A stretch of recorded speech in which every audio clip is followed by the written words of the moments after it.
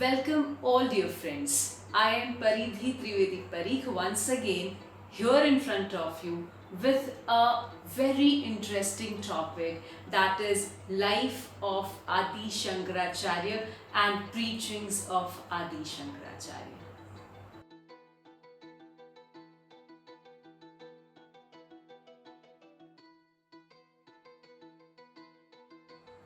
Saivaham nacha drashya I am pure consciousness and not this perishable world. Brahma Satya Jagat Mithya. That means truth is the only imperishable element. Other everything is false. I mean, the worldly things are false. The only truth is imperishable. First of all, let's go down. Let's pay our reverence to Jagadguru Shri Adi Shakaracharya, the pioneer of Adwait Vedanta. On this very day, he had taken a birth on this earth with a great objective. Yes, I am a little late in making this video. Adi Shankaracharya Jayanti was held a day back, and because of the paucity of time and I was very much indulged in my work, I could not get time to make this video, and today also I'm making the video in night. You can see it's all dark outside, and I'm making this video because this topic is extremely important for me. I have great reverence, I have great respect for Adi Shankaracharya-ji, and I really want that I can tell something to you people about him so that you people can get some idea about the great personality of India, the Jagadguru of entire world actually. Before going ahead, I would request all of you, if you are new to my channel, please subscribe to the channel and press the bell icon. This way you'll be notified whenever I post any new content on my YouTube channel. And yes, you'll get notifications for all interesting updates and live sessions or anything, whichever I do on my channel, you'll be notified. Let's now go ahead and know more and explore more about Jagadguru Adi Shakaracharya-ji. Actually, unfortunately, not many people in world or in India know much about Adi Shankaracharya because this is the topic which is never much discussed. He is the personality, the great personality. We have never discussed him. In our nation, we always celebrate Adi Shankaracharya Jayanti, that is the birth anniversary of the great personality. But unfortunately, we are not much aware about him. I talked about that he is the pioneer of Adwait Vedanta. So I'm sure you people must have got a question in your mind, what is this Adwait Vedanta? And I denoted him as Jagadguru. So you must be thinking, what is Jagadguru? I said he is Kulguru. Then you must be thinking, what is Kulguru? Why she is saying him Kulguru or Jagadguru and he is the pioneer of Adwait Vedanta? Then what is this Adwait Vedanta? And why the birth anniversary of him, that is Adi Shankaracharya Jayanti, is so much important in India that even government recognizes this date very important and gives holidays on this date at some places. So why it is so important? All these things we are going to discuss in this video. So watch this video till end and I'm sure you'll get amazing facts and you can jot down all those facts in your facts list. Now when we talk about birth of Adi Shankaracharya-ji, his birth anniversary falls on every Vaishakh Sud Pancham according to the Hindu calendar. Now this Vaishakh Sud Pancham falls basically between April and May, right? So now this is what is his birth tithi. We call it tithi in India. But the problem or debate over his birth is, some people say that he was born before Christ in 509 BCE, while majority of the scholars say that he was born in 788 CE. Now, whatever might be his birth year, but then he lived only for 32 years. And during this short span of time of his life journey, he did a lot many things. He actually revived Hinduism when Hindu religion was on its decline. He tried to make the real meaning of Vedas or Vedantas to the people. Now, Shankaracharya was so bright child that he could master all the Vedas at the tender age of just 5 years. And at the age of 8 years, he wanted to become sannyasi. He wanted to go on the path of renunciation. Now, when he expressed this thought in front of his mother, like every mother in the world, rejected this thought that no, you cannot go for sannyas. And there was a reason behind it, that Shankaracharya was basically Shankar for his parents. Shankar was his original name. When he started preaching Vedanta, or specifically Adwait Vedanta, to many people and offering his teachings to many people, he became Acharya. So that ways his name became Shankaracharya. So because he was Shankar to his parents used to love him a lot, and he lost his father at very early age.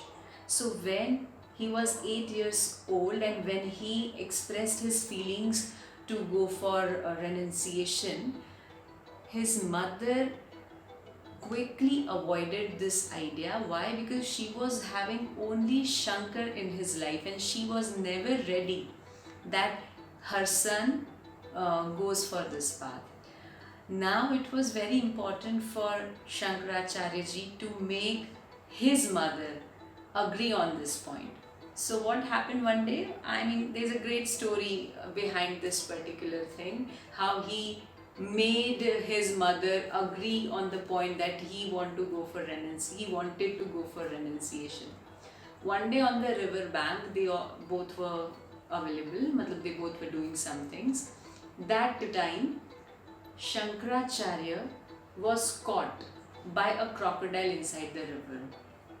His mother got frightened and started shouting, but there was nobody who can help him out.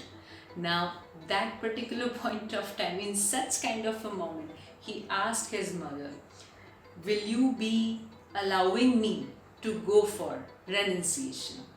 Will you allow me to be sannyasi? If you will say yes, this crocodile will go. And if you will say no, this crocodile will take me with him. So after listening to this, his mother had no choice but to say yes, to let him go for sannyas. And this way his mother said yes for sannyas, and right the next moment the crocodile left him and went inside the river, and Adi Shankaracharya-ji was saved. But now with this incident, you can easily make out that he had some divine power within him, that he could play with the elements of nature, or you can say he could play with nature itself. So that suggests the divinity within his being. And actually it is said that he was avatar of Lord Shiva, and he possessed great powers. He was so brilliant, and he lived only 32 years. But during this short period of time also, he did a lot many things. He showed a new path to the world. He showed a great kind of interpretations and commentaries on the Vedic scriptures. His commentaries and his documentation on Vedic scriptures are helping today's generations as well, and it has helped for generations and generations. Now he worked his entire life on Adwait Vedanta. Now let us try to understand Adwait Vedanta and this philosophy actually. Uh, Basically there are two kinds of Vedanta. Before I explain you the kinds of Vedanta, let me explain you Vedant. Vedant, that is Ved plus Ant. That is basically refined form of Vedas, the refined philosophies, and you can say the detailings of Vedas in refined form. That is Vedant. Now, Dvait Vedant is basically duality of nature, wherein Adwait Vedant or Advait means non-duality of anything. When I say if it is wrong, then it cannot be right, and if it is right, it cannot be wrong. If you are true, you cannot be false. If you are good, you cannot be bad. So like right, wrong, true, false, good, bad, big, small, all things, the entire worldly things are divided into dual nature. This is Dvait Vedant. This is Adwait philosophy. Wherein I talk about Adwait, it means non-duality. It means the righteousness of consciousness. Everything is as it is. Nothing is right, nothing is wrong, nothing is true, nothing is false. It is as it is. So that is Adwait Vedant. It helps us to understand that one's consciousness is truth, and that is related with Brahmic concept.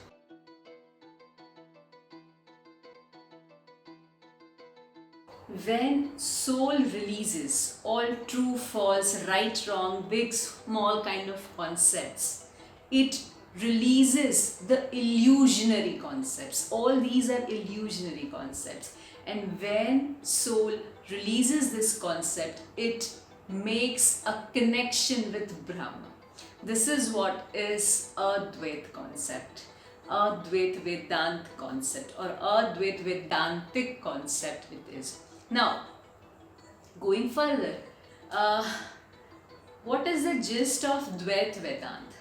Adwait Vedant says that if you want to achieve moksha, that is ultimate peace after life, what you can go for is you can focus on good deeds, and you should perform bhakti, you should offer prayers to God, and you should do some good karmas.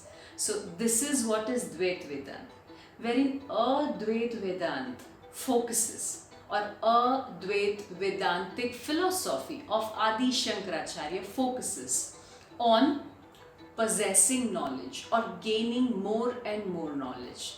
It is ultimately the same thing. If you have gained a lot of knowledge, how you can get a lot of knowledge? By reading a lot many books.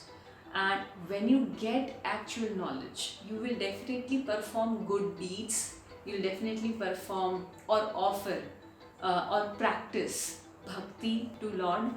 Obviously you will be getting so many you can say facts of life, and that way you can be led to moksha. So this is what is Adwait philosophy of Vedanta, and this is what Adi Shankaracharya propagated to most of the people. Now, for propagation of this knowledge, he thought that he had to make something so substantial so that coming generations can get the same knowledge. So for that, he established 4 different mat, and these mat are situated in 4 directions of our country: east, west, north and south. Now Adi Shankaracharya-ji thought of creating something substantial for coming generations, or maybe generations and generations. Like for that, he established 4 different mat in 4 directions of our country, namely north, south, east, west, based on 4 Vedas, that is Rigved, Samved, Yajurved and Atharvaved. How come? Say for example in north, it is a Jyotirmat based on Atharvaveda. Now in south it is Shardapit, and that is based on Yajurved. When I talk about east, that's in Odisha, Jagannath Puri, that is Govardhan Math, and that is based on Rigveda. Wherein in west, Dwarika, that is based on Samveda in Gujarat. Yeah?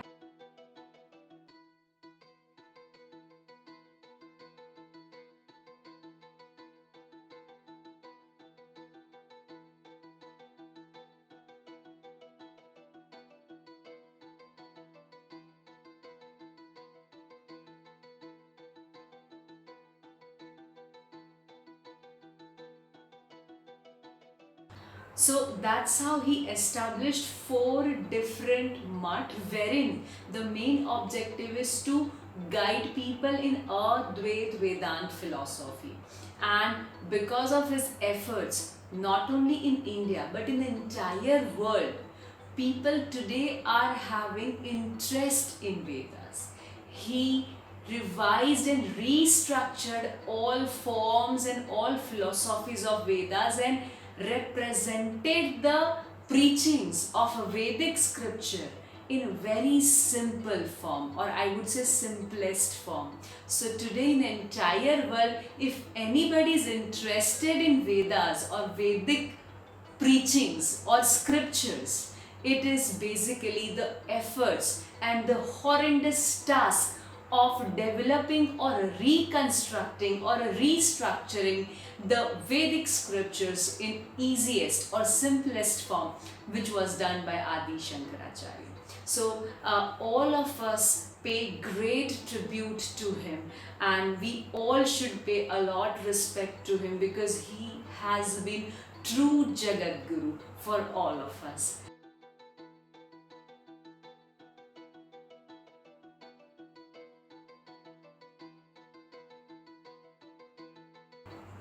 I thank you all for watching this video till end. Please do like, share and subscribe this video if you really like my content.